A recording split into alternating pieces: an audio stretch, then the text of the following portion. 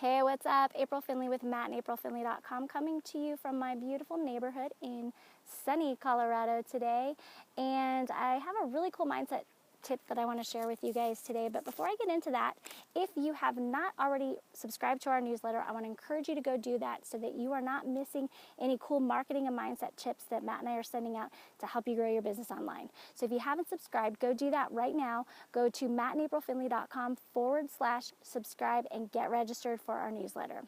All right, so today what I want to share with you guys today, and I had to write it down so I didn't majorly screw up this video. This is from Catherine Ponder's The Dynamic Laws of Prosperity.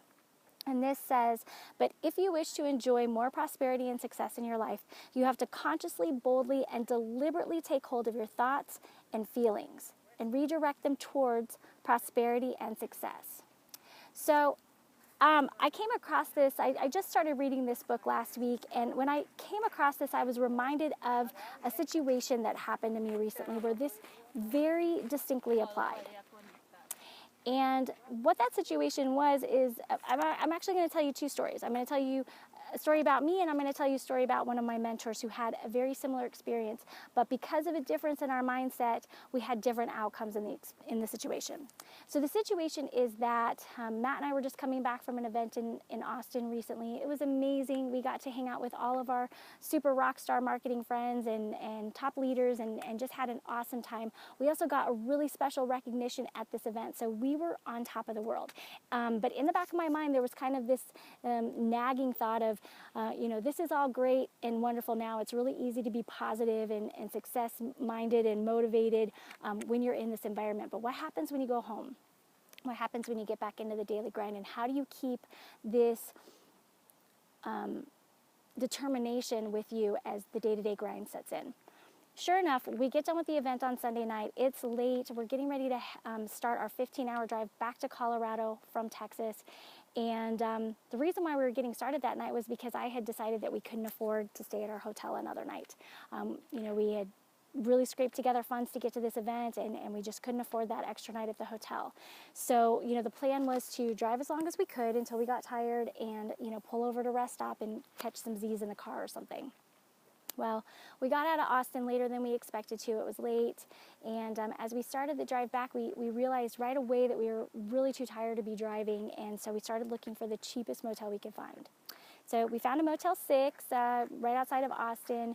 The rooms were $70 a night. We decided to go for it, and when we got inside the room, our nose quickly told us what exactly it was that we were paying for. This room smelled disgusting, and all I could think of were people who had been there before us in all kinds of states of intoxication and things that they had done and things that had gone on in this room. And I'm sorry, I'm already embellishing too much, but you guys get the picture. It was awful. It was depressing. It was like, how could we go from way up here of this high of this award and this recognition we had just gotten down into this nasty, stinky, disgusting hotel room.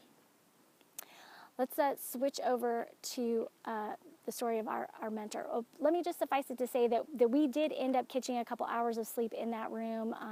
Matt was not very happy that we stayed there. I wouldn't budge on the whole budget thing, and that's how we ended up there. So fast forward to last night. We're on a webinar with one of our other mentors, and he starts portraying a story of a very similar situation where he needed a place to stay with his wife. They pulled out to a Motel 6, and as soon as they got into their little cheap room, they immediately realized, we don't belong here. We don't belong in this cheap, stinky room. And they went back down to the front desk, paid more money, got a nicer room, had a great night's sleep. So I point out these two stories because there's a very major difference in our mindset. See, in our story, we felt like that was where we had to stay, like we didn't have any choice due to a lack mentality in our mindset. Whereas our mentor, he looked around him and said, this is not where I'm supposed to be. This is not what I'm working towards. This is not who I am. I'm going to go pay more to be where I'm supposed to be. And now I'm going to tell you something.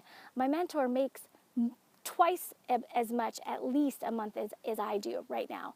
So that's a really big indicator of how relevant our mindset is when we're trying to grow a business. So I'm definitely taking note of this hang up, if you will, in my own mindset, and I'm taking steps to actively change it. And so again, one of these concepts that's really encouraging me to do that right now is this quote from Catherine Ponder's book. I'm going to read it to you again. But if you wish to enjoy more prosperity and success in life, you have to consciously, boldly, and deliberately take hold of your thoughts and feelings and redirect them towards prosperity and success. I'll tell you something, my friends, I will never, ever, ever stay in another Motel 6 again. I don't even care.